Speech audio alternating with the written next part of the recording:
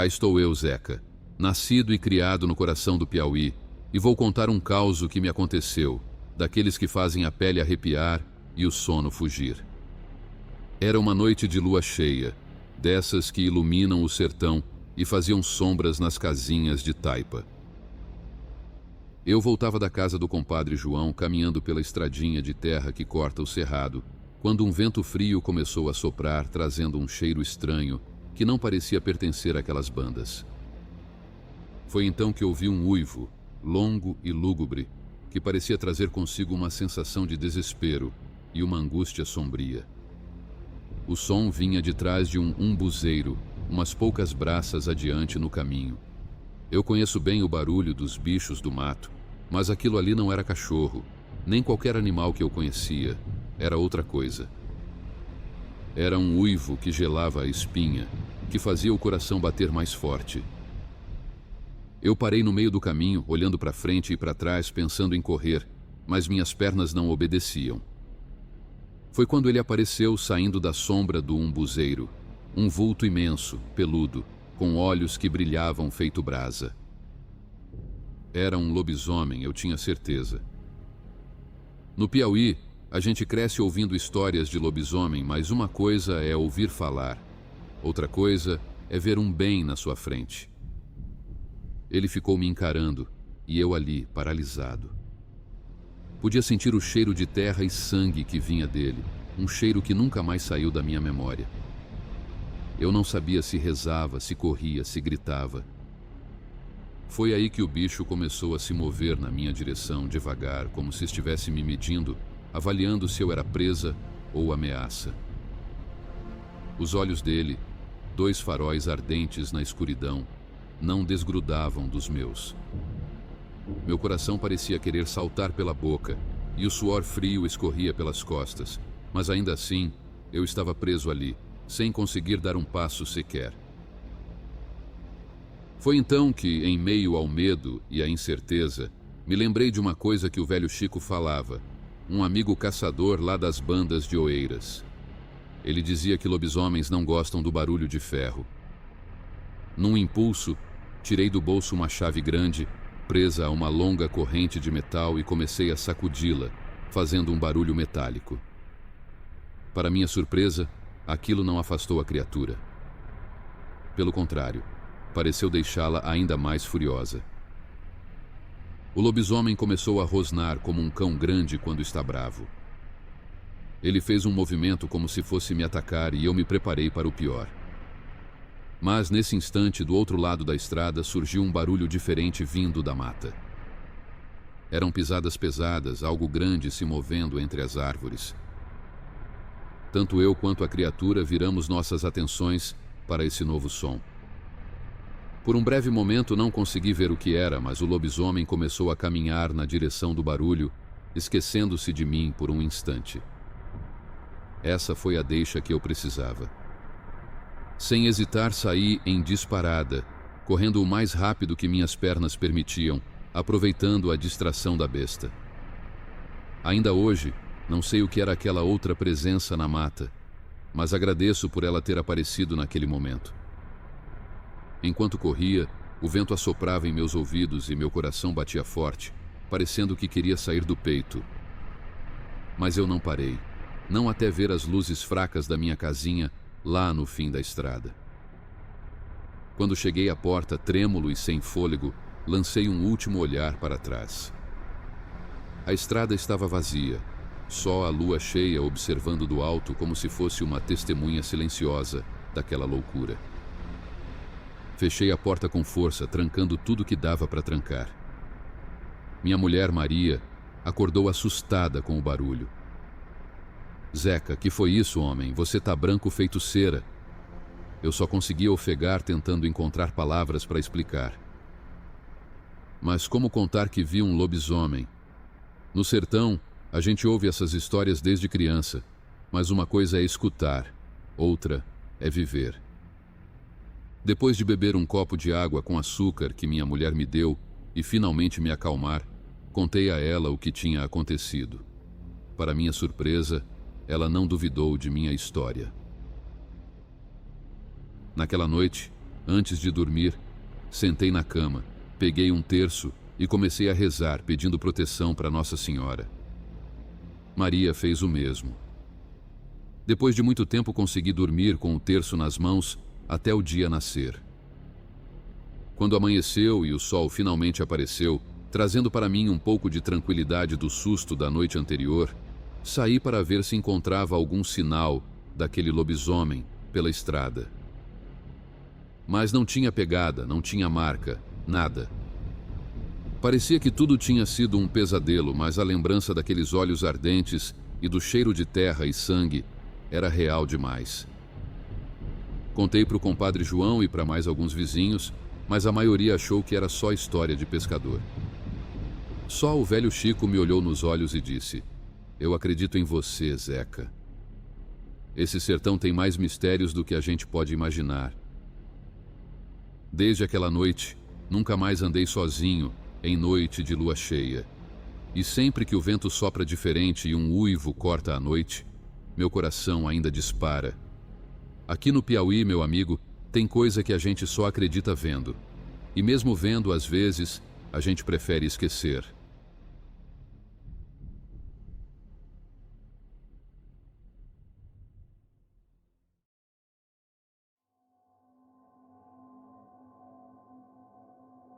Corria a lenda de que às noites, um vaqueiro fantasma montado em seu cavalo laçava pessoas e as arrastava pelo cerrado até não sobrar muito que puxar.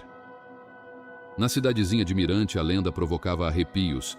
Muitos divergiam de quem ou como teria sido esse vaqueiro. O que todos concordavam é que ele tinha morrido enquanto perseguia um garrote desgarrado e agora laçava quem aparecesse no seu caminho.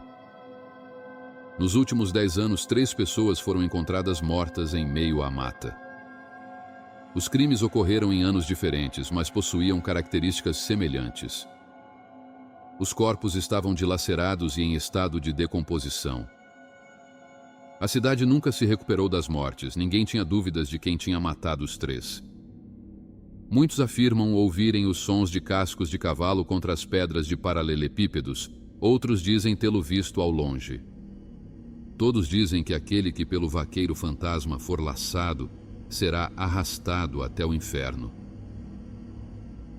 "Vocês são todos uns idiotas se acreditam nesse monte de mentiras", disse Juarez, um advogado recém-chegado à cidadezinha de Mirante e que vinha conseguindo muitas causas junto aos idosos.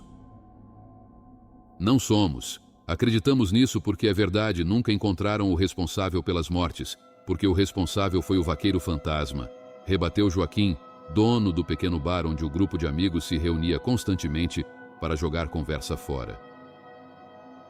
Todos estavam sentados ao redor de uma pequena mesa de bar de metal, posicionada na calçada do estabelecimento. Eram poucos naquela noite. Os amigos estavam em 5. "Besteira", disse mais uma vez o advogado. "Aqueles tolos foram mortos por um assassino qualquer. Não acredito em assombração e duvido que esse demônio exista." "Não tenho medo de nada", falou todo cheio de si. "Não seja tão arrogante, Dr. Juarez", falou o agricultor Raimundo. "Nessas horas devemos recorrer ao nosso Senhor Jesus Cristo e à Virgem Maria, que protejam a todos nós", falou enquanto fazia o sinal da cruz no peito repleto de piedade. Era conhecido por estar sempre presente nas celebrações católicas. "Também não acredito nisso." Não deixou passar o Juarez. Todos se entreolharam. Apesar de ser uma quarta-feira, os amigos se permitiram permanecer até mais tarde no bar. Quando alguns começaram a sair, já corria às 10 horas da noite. Às 11 horas da noite, Juarez foi o último a sair. Estava há pouco mais de um mês naquela cidade, gostava dali, estava lhe rendendo um bom dinheiro, mas ria das superstições locais e da religiosidade excessiva do povo. Gente matuta, pensava consigo mesmo. Como o bar ficava próximo à sua casa, não utilizou seu carro, queria caminhar um pouco. Enquanto voltava para casa, olhou ao redor e viu que todos já tinham se recolhido. A bonita praça em frente à igreja católica dava um ar acolhedor ao centro da cidadezinha. Caminhou pesadamente, sem preocupações, pensando nas causas recentes que tinha ganhado. Cerrou as sobrancelhas, olhou para trás. Teria ouvido alguma coisa? Concluiu que não tinha sido nada e que estava ficando louco. Cascos no calçamento? Olhou mais uma vez para trás e dessa vez viu o que parecia ser um cavalo desaparecendo em uma esquina. Malditas histórias mentirosas me deixaram nervoso, praguejou. Começou a caminhar mais rápido. Ia pelo meio da rua, decidiu seguir pelas calçadas. Olhou para trás de novo e de novo. Passos rápidos. Ao longe, abaixo de um poste de luz, viu uma silhueta inconfundível. Um homem montado em cima de um cavalo. Mas que brincadeira é essa? Disse baixinho.